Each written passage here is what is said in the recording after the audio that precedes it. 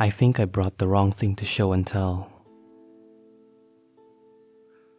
I don't remember where we got it. My parents had kept the photo album on the living room table for years. Nobody's touched it, but there it sits, festering dust with each week. I never gave it a second glance. It was always a part of my life, and by now, I would gloss over it as I walked past. Just a simple decoration, like any other object. But as soon as Mr. Holly said we needed to present a family artifact, I had no question in my mind on what I'd choose. Nothing held more insignificant importance to my house than the photo album. Not to mention, it would pass as old. For something that never gets touched, it looked like it'd been through hell and back. It probably had been. There was only one drawback. It was heavier than it looked. Much heavier. In fact, to the point where I couldn't even carry it in my backpack. I could hardly hold it with my hands. As insane as it sounds, this book was easily nearly 30 pounds. It wasn't impossible, but walking around with it for minutes at a time was strenuous. I had to keep it along until my 5th hour. I managed to convince my friend Todd into carrying it for me. Even he thought it was strangely weighted. Sitting in a courtyard at lunch, he turned and asked me, "What's in there anyway? Wedding photos? My parents have a book of those, but it's not nearly as heavy or as strange." Not a clue, I admitted. When I crack this bad boy open, it'll be equally as surprising for me as everyone else. The logic here wasn't the most sound, but I figured, what's possibly in there? No writing on the cover, not a hint to the contents. But God, it came from my living room. And of course, hitting every cliche in the books, I thought, how bad could it be? You can imagine my surprise. It was Todd's idea to give it a check before I brought it in, to make sure it wasn't empty or full of images that weren't school appropriate. I argued it couldn't be empty if it meant so much to my parents, and my parents knew better than to leave their porn scrapbook on the table. But he had a point. Besides, bullshitting presentations was never my strong suit. On the outer edge of the green, just past the patio which bustled with students on their lunch break, Todd and I kneeled in the grass. The book sat flat in front of us. "It has that smell," Todd remarked. "Old people scent." Simply, I nodded. Personally, I thought it was mustier. I locked eyes with Todd, tentatively opened the front cover. I half expected something to jump out at me. At the very least, something incriminating. It was a normal photo album. Pictures of people doing various things. Upper right-hand corner, my dad in the tub with a keg, Buddy standing around him. Lower left-hand corner, second page, my great-aunt throwing a bouquet. Fourth page, a young photo of my grandmother holding a dripping ice cream cone at the park, a creepy guy looking over from afar. Record scratch. Rewind.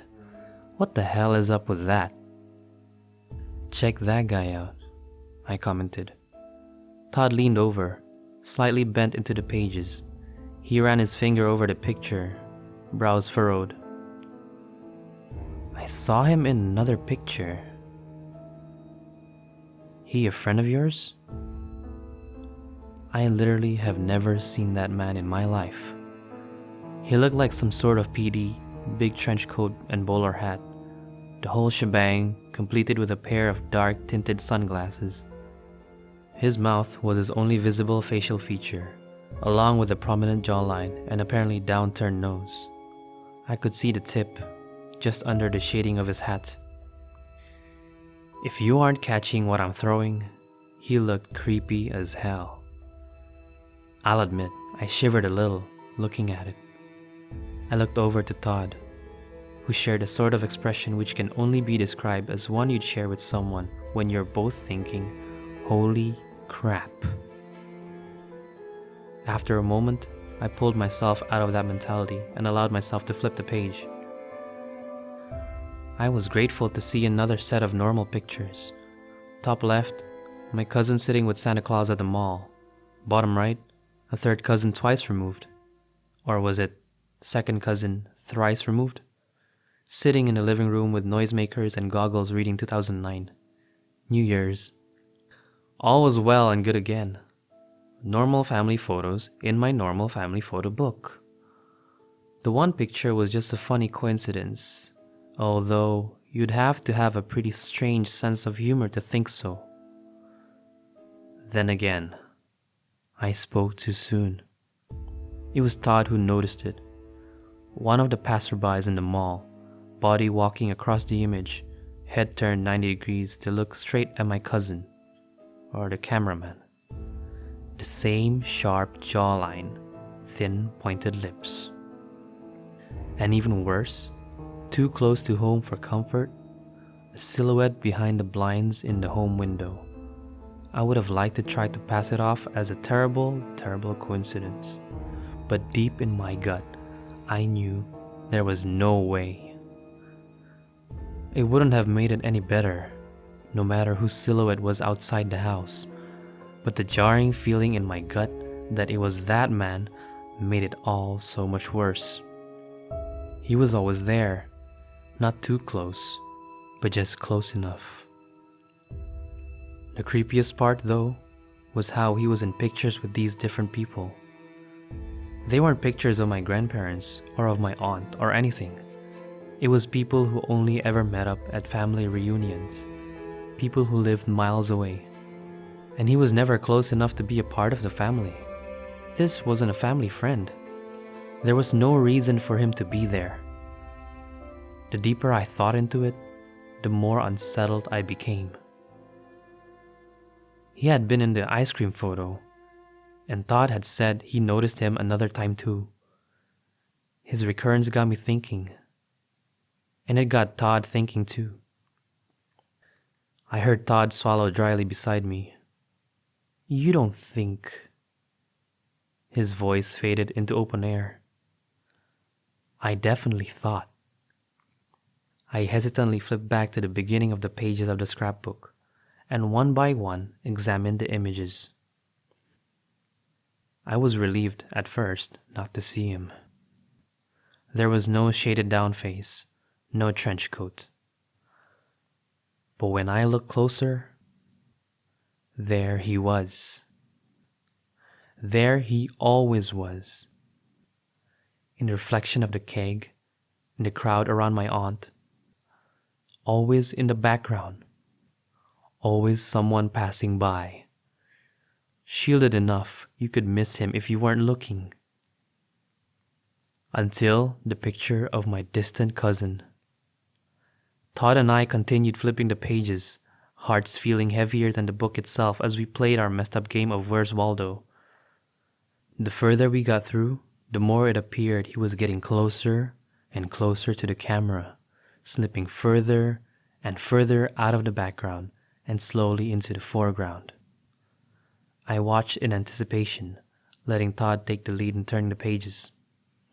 I didn't tell him to stop. I could tell neither of us would be able to.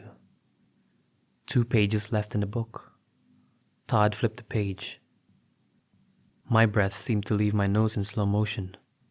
My heart rate slowed to a mellow beat. The next 2 pages were pictures of us.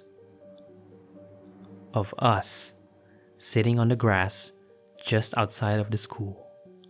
Of us with the book in front of us, our expressions slowly, ever so slowly, transforming into the looks of terror we wore now. And in each picture, a figure looked closer. In the first 2, you could hardly see it. The next, barely a silhouette, creeping closer and closer and closer. Until the last page. As if being pulled by an unseen force, Todd and I glanced at each other, our eyes tense. Neither of us breathed. Excruciatingly slowly, he turned the page.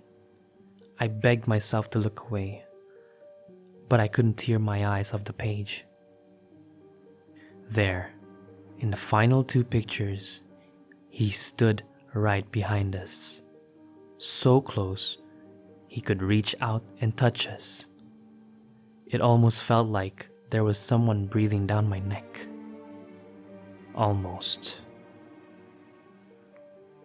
Against my will, any sense of better judgment, I gulped and slowly turned myself around. I nailed my eyes shut, too afraid to face whatever was waiting for me. I knew I was being paranoid, but I couldn't help it.